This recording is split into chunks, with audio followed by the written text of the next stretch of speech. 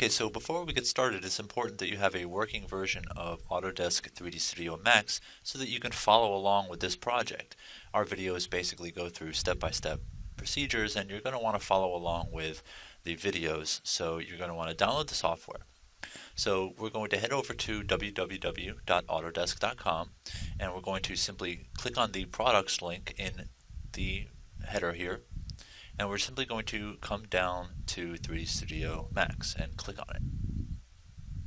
From here, we'll simply scroll down a bit, and we want to look for the free trial or download trial option here.